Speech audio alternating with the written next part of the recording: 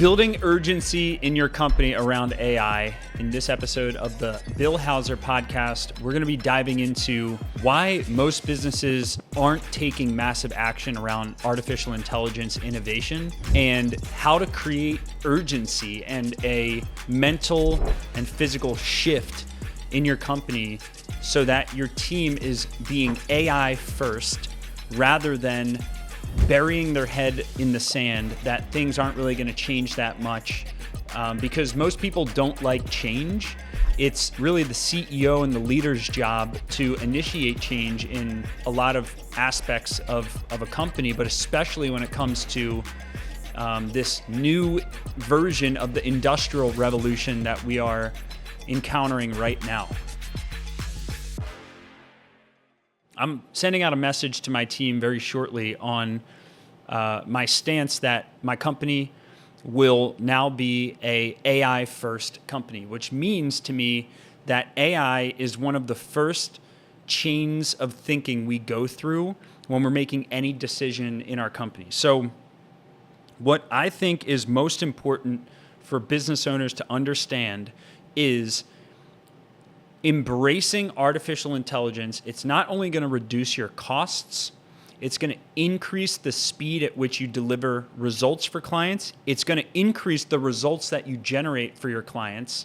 And as a result, clients are going to stick with you longer, and clients are going to appreciate the fact that you have a unique value proposition around embracing AI rather than doing things the way you've been doing them in the past. So there's two parts of this discussion that I want to make sure that I hit on properly. The first is consumer shifts as a result of AI. And the second is how AI impacts the internal aspects of your business. Two separate things, right? So one of our companies is a law firm marketing and coaching company. This company markets both to lawyers, but also markets for lawyers, right? So we sell and market to lawyers who are our clients, but then when lawyers sign up with us, we do their marketing. So let's look at the consumer side, right? ChatGPT Atlas was just rolled out, the new web browser by ChatGPT OpenAI. And this web browser has a chance of taking down Google Chrome and some of the historically used and intensely used, by millions and millions and millions of people. It has a chance of taking down some of the traditional web browsers. So think about it like this. From a consumer shift perspective, a company like ours who does marketing for lawyers, meaning, we market to the end consumer that hires a lawyer, right? So when someone goes online and searches for a lawyer, a consumer is doing that search in most cases based on the types of firms we market for most frequently on average. They're marketing to consumers, right? So think about how consumer shifts change your business strategy. So let's say in 6, 12, 24 months from now, 50% of consumers are now using ChatGPT Atlas, right, their new web browser, instead of Google Chrome, right, or instead of Safari because of the user experience, right? Well, think about, for a company like us that does marketing for lawyers, think about if consumers start using these other platforms more, right, and we don't start showing ads on these other platforms to generate leads for our clients, right, then we're going to be dead in the water, right? And Google has already been declining in usage. And if it continues to decline, these other search engines are going to have eventually in the future, unless they charge every consumer to use their platform, they're going to be generating ad revenue by having sponsored posts and ads on these other web browsers, right? So our company must pivot as this shift happens to, instead of running ads on Google, social media, and doing traditional website and SEO, which we'll get into later, instead of, burying our head in the sand and just keep on doing what we've been doing, we have to shift, and we have to find out, how do we show ads on these new platforms? How do we get our clients, law firms, to rank on the platforms that the end consumer is spending more time on, right? And the ranking factors of getting a website to show up on, something other than Google is going to be slightly different than what gets a website to rank high on Google, right? So that's an example of how consumer shifts impact your business strategy, right? But then on the other side, right, let's say consumer shifts didn't change. You have your internal business strategy around embracing AI. So let's think about that. Like, if, for example, somebody figures out, now I know there's already services that claim to do this, and we've done a lot of R&D around this, and we have not found, a one-click website creation tool yet that's faultless and perfectly SEO optimized without human intervention. But let's say in a year, someone's able, just like on Suno, which is, the song creation AI tool, which is spectacular. You can type, custom lyrics into Suno, word for word, click a button, and an entire song is made for you in a matter of seconds. Now think about the complexity of making a song, right? And compare that to the complexity of making a website. I'd say they're about equal. So I don't think we're too far away from being able to just click a button and have an entire SEO optimized website built, right? Well, if that's true, we have an SEO and website department, right? So how does that affect our website department? How does that affect our pricing, right? If we are first to market to embrace these AI website creation tools, right, which AI content has already been a thing for a while, right? If we are to start embracing these AI website tools, and which can create websites super quickly, we're actually able to reduce the cost of our websites. We're able to increase the value we provide for clients by getting them a website much faster, right? And we're ultimately able to please our clients better. So looking at it from that aspect of how can I optimize parts inside my business, right, using AI, and then how can I optimize for what the end consumer of shifts are being had. How can I optimize for the shifts in the end consumer, and how can I optimize for inside my business? And within this intersection, we're going to find the best AI innovation for the average business, right? So, but what I want to talk about is specifically urgency, right? Like, let's pretend that 90% of companies bury their head in the sand and they don't take massive action and build massive levels of urgency around AI innovation in their company, right? Let's say 90% of businesses, which quite frankly, there's a reason that 80% of businesses go out of business every 5 years, is because most business owners do not adapt, right? They try one thing one way, and when it fails, they give up and their business shuts down. That's the majority of businesses. So let's say 90% of businesses don't make aggressive shifts towards embracing AI. What that means is there's going to be unemployment within those companies, and there's going to be a lot of lost money within those companies, right? Whereas the 10% of companies that do embrace AI are going to be able to become bigger companies, are going to be able to employ more people, are going to become market dominators, are going to differentiate their position, and in the process are going to cut down costs while getting better results for their end clients, right? And those 10% of companies are going to be able, in essence, to employ the people who were laid off by these other companies that did not embrace AI aggressively, right? So I don't know, and I don't think anyone knows the specific unemployment picture. I do know that a lot of massive tech companies have claimed that their layoffs recently at the end of 2025, mid and end of 2025, have been AI related, right? And some people agree with that, some people don't agree with that. The argument on one side is some of these big tech companies were just already bloated, and the adjustment to their workforce size was more so a reaction to past bloat and past overhiring in their business, rather than truly the discovery of some innovative AI solution that has replaced hundreds of thousands of jobs.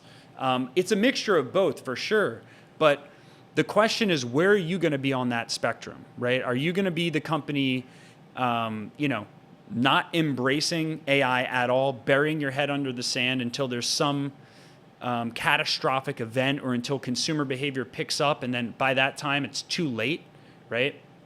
Or are you going to be the forward thinker, the company that's embracing AI, that's not dismissing it, that's not pushing it under the rug, and not pretending that this isn't one of the biggest shifts probably in the last 100 years, right? Because it is. So I'm sensing that a lot of CEOs and business owners are tiptoeing around, right? They're looking for a little AI hack here and a little AI improvement here, but they're not making bold moves, right? And steering the ship to become an AI first company. So, my belief is all companies must become AI first companies, because if the tasks that are performed within your company can be done by AI better than a human, eventually the consumer and your clients and your customers will figure it out, right? So what I suggest and what I'm doing for my company is I'm creating an AI competition, right? I'm going to roll out a competition where the best AI innovations in our company are going to be incentivized, right? We're going to make this a win. We're also going to have everyone try to put their own department out of business. How would you put your department out of business? Our company has many different departments. We're gonna have a competition where every person is going to try to put their own department out of business using AI, right? And in the process of doing that, we're going to discover better, faster, more effective ways of doing things. And yes, this does create fear in an organization. It's healthy to have fear, especially when the new industrial revolution is happening right now, right? There needs to be a little bit of fear, okay? Change is scary. Change is not complacency. Change is not waiting until the perfect time to do something. Change is scary. And what we want to do is we want to embrace change. We want to go through a little bit of the fear, the discomfort of the change that's necessary, right? So that we don't have to live in fear for the rest of our lives or for decades, right? Because it's scary to lose your job and it's scary to embrace change. But by embracing change now, you're more likely to not lose your job later, right? By becoming a thought leader around embracing AI rather than a thought follower around reacting to AI once it's been too late. And we don't want that to be the case.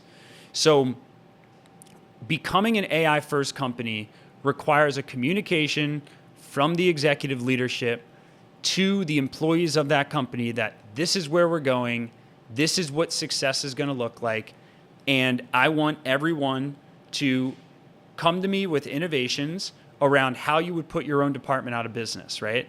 And then we take the innovations from that and we reward our team for finding out the new ways of doing things using AI, right?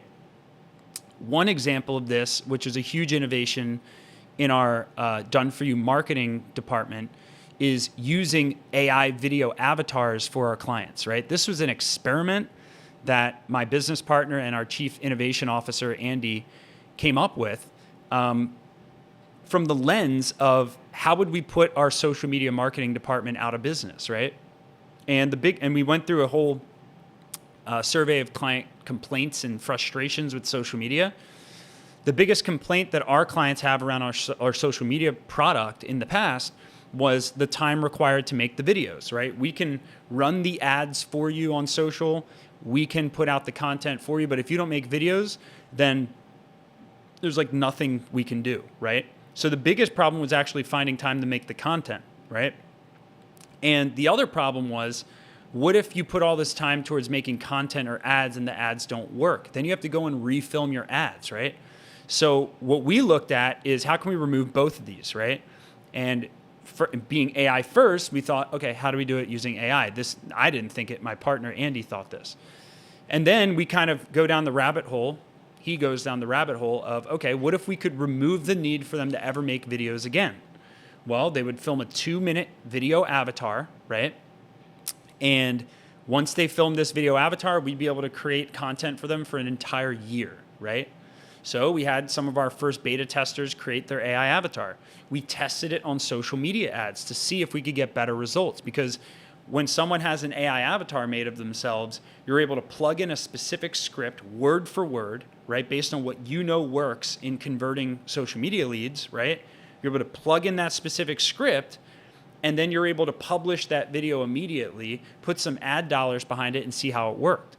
Well, as soon as we did this, we saw across the board over a 40% reduction in cost per lead, and all of our clients who launched this saw better results.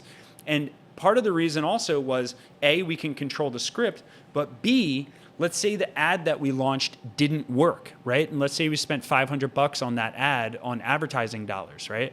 Well, we can just swap that ad out immediately without having to go back to our client and say, hey, we need you to refilm a video. This video that we filmed didn't work, right?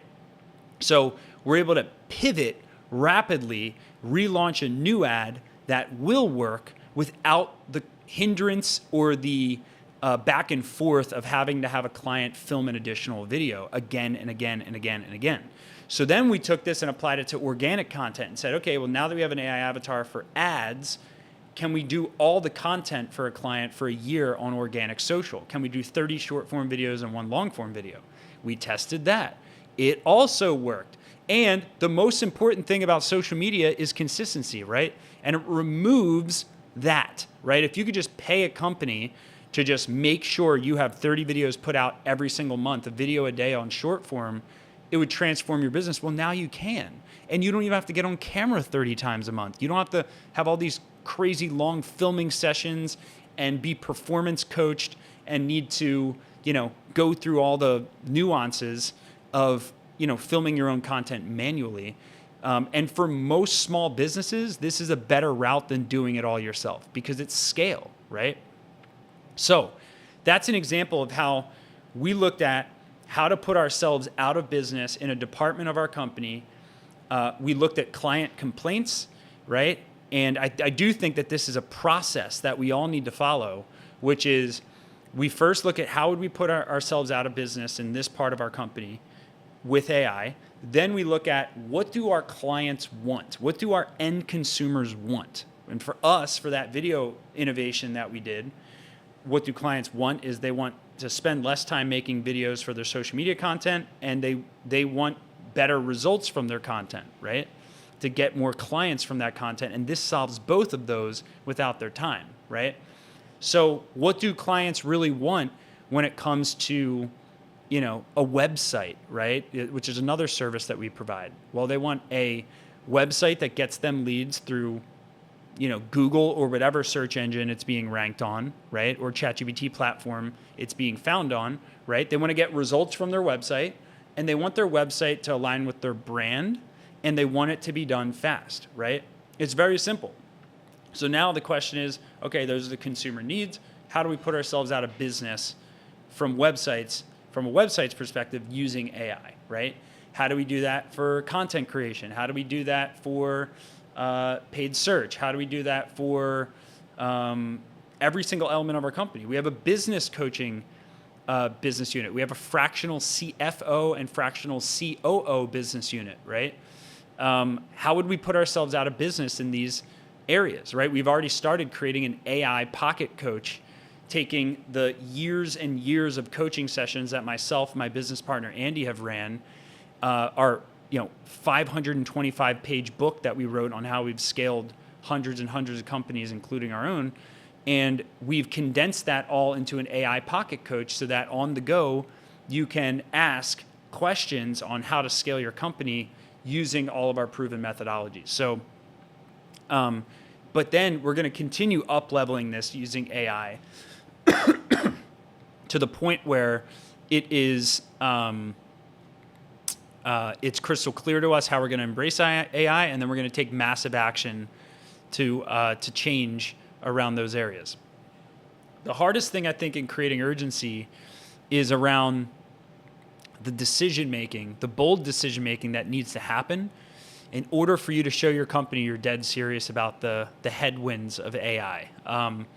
One of the hardest decisions I've ever had to assist in making, it wasn't originally my decision, but it was proposed to me by a member of our team. We used to have an entire content department that did content administration. Basically, they were the middlemen between our SEO team and our content writers, right?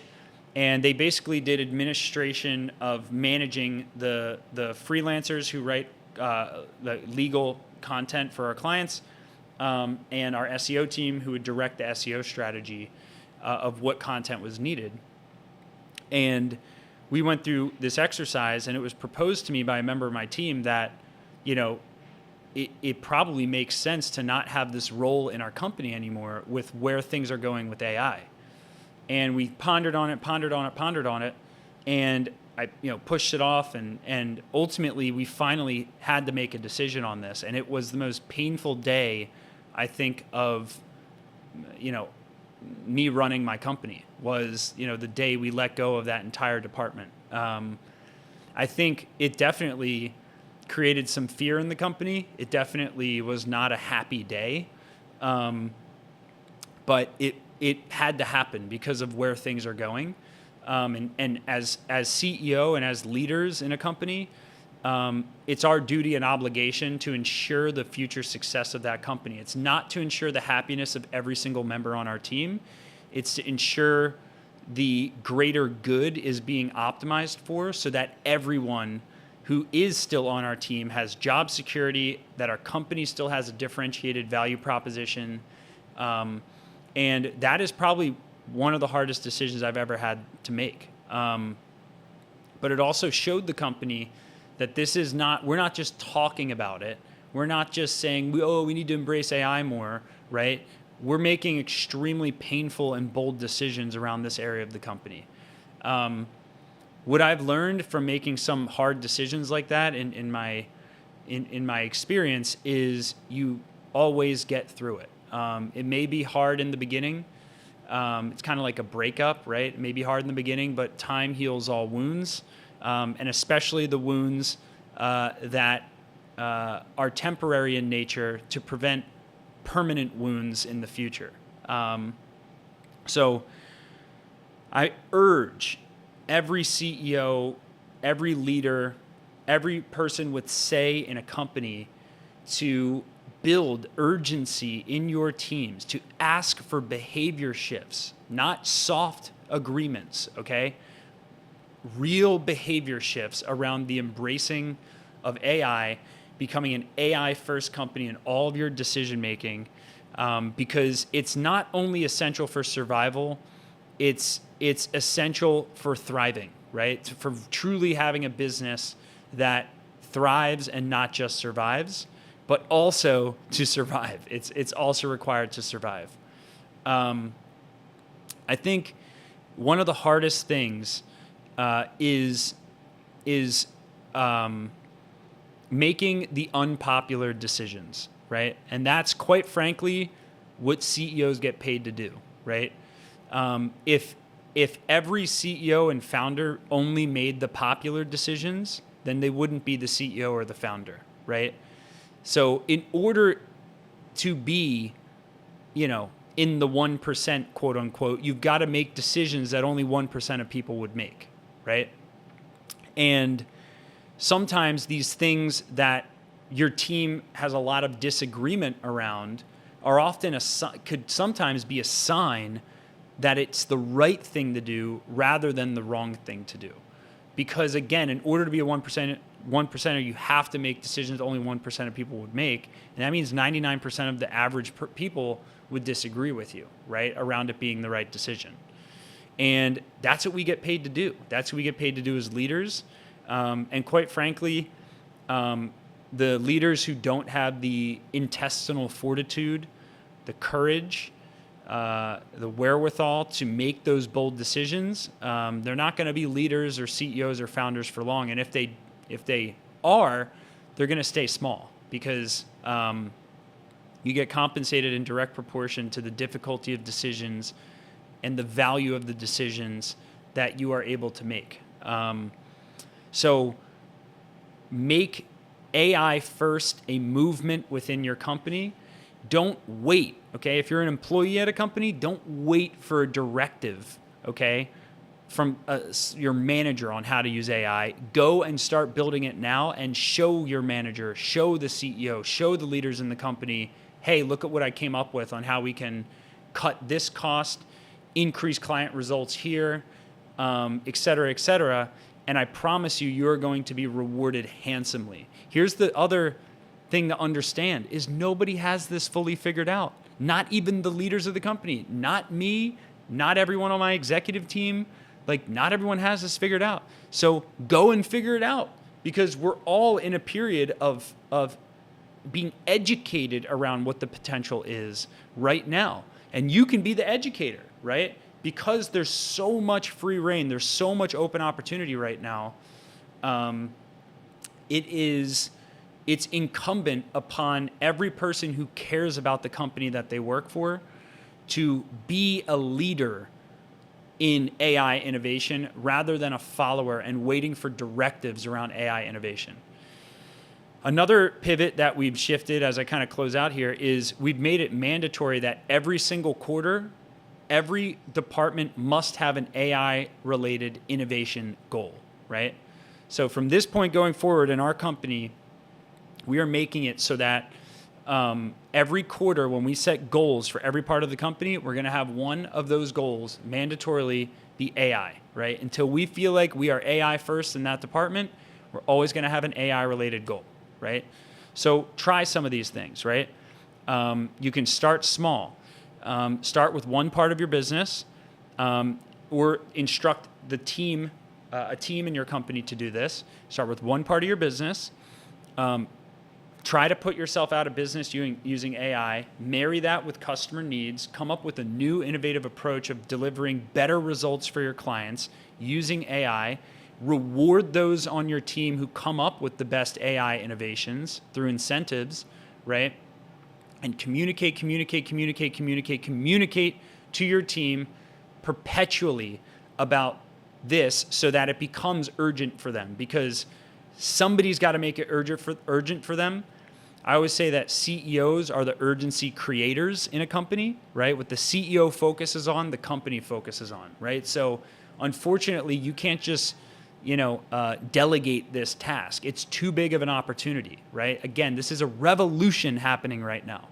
So somebody has to be the spokesperson for your company for this revolution. And I just hope that you give yourself the permission to be that person, because I promise you, in 12 to 24 months from now, things are going to be vastly different, okay?